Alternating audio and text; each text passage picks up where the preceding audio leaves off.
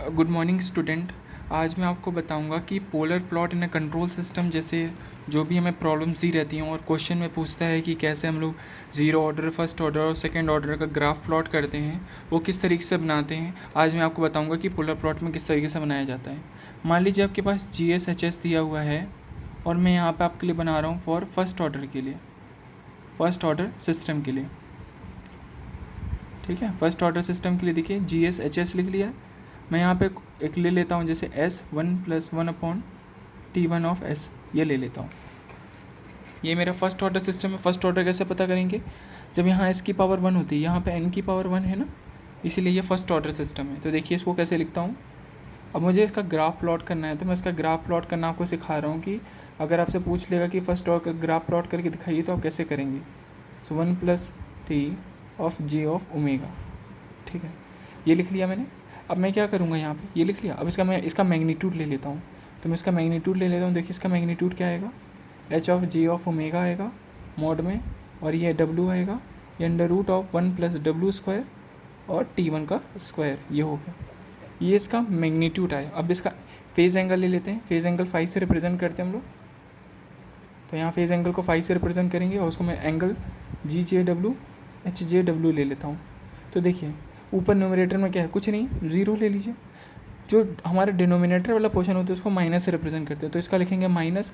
और देखिए ये जी ओमेगा है ना, तो ये इमेजिनरी वाला टर्म है, इसमें रियल वाला टर्म नहीं है। तो 1/0 करेंगे तो इन्फिनिटी, और इन्फिनिटी किसके लिए आता है, π/2 के लिए, तो -π/2 होगा।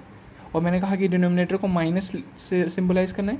ठीक है, न्यूमरेटर को पॉजिटिव से, देखिए यहाँ पे ज़ीरो लिखा है तो यहाँ मैंने ये ज़ीरो लिखा है। यहाँ पे कोई टर्म होता है तो यहाँ पॉजिटिव लेते हैं। ठीक है, अब इसके बाद इसको क्या लिखेंगे, -tan−1 ऑफ ω/T1, ये होगा।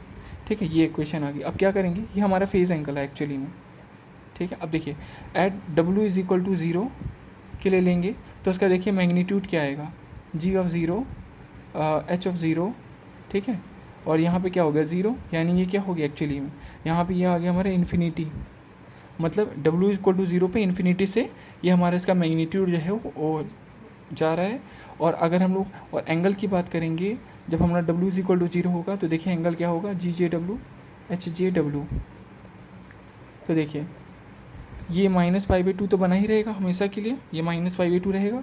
यहाँ W की वैल्यू 0 रख देंगे तो 0 हो जाएगा, मतलब ये -90 डिग्री तक जा रहा है। ठीक है, दूसरा देखिए एट W = इन्फिनिटी के लिखेंगे तो W = इन्फिनिटी के लिए क्या आएगा, G ऑफ इन्फिनिटी मोड में H ऑफ इन्फिनिटी।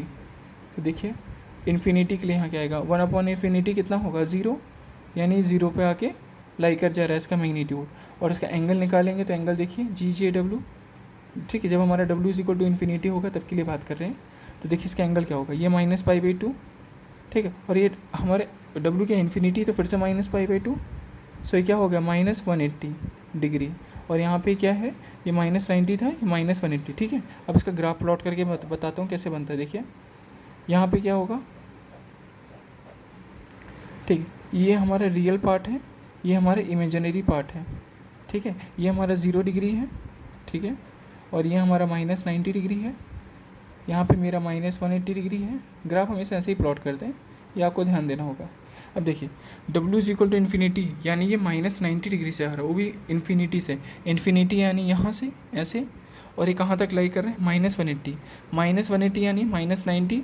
अगर इसका दोनों का फेज़ एंगल का डिफरेंस लेंगे तो 90 डिग्री, यानी कितने एंगल का डिफरेंस आ रहा है, -90 डिग्री का। तो देखिए इसका एंगल, और फिर फाइनली W = इन्फिनिटी पर ये कितना आ जा रहा है, -180।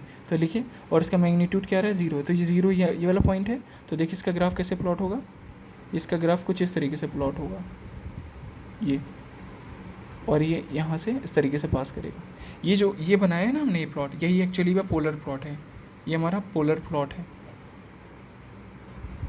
यही हमारे पास क्या है, इसका पोलर प्लॉट है। और मान लीजिए हमने पोलर प्लॉट तो चलिए बना लिया, अब बोल दिया जाए कि इसका इन्वर्स पोलर प्लॉट बनाइए, तो कुछ नहीं करना, बस देखिए अगर इन्वर्स पोलर प्लॉट बनाने के लिए बोला जाएगा तो आपको बस इसको ऊपर लेके जाना है, जो आपने बनाया था बिल्कुल सेम इमेज के द्वारा। ठीक है, बस इस तरीके से, मतलब इसका बिल्कुल मिरर इमेज, इसका मिरर इमेज बना देना है, तो इसका मिरर इमेज इस तरीके से बन जाएगा। तो ये हमारा इन्वर्स पोलर प्लॉट है।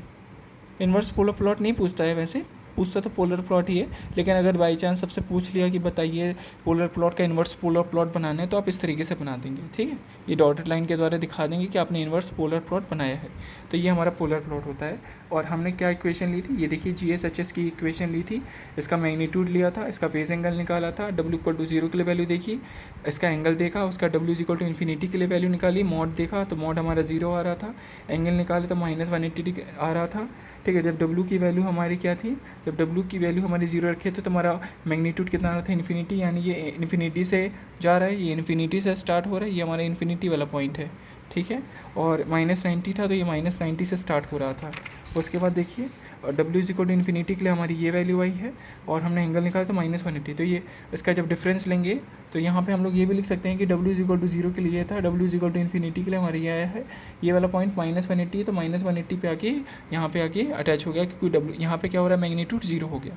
तो ऐसे हम लोग इसका ग्राफ प्लॉट करते हैं, किसका, पोलर प्लॉट, ठीक है। अगर आपको वीडियो अच्छी लगे तो आप इसको लाइक करिएगा।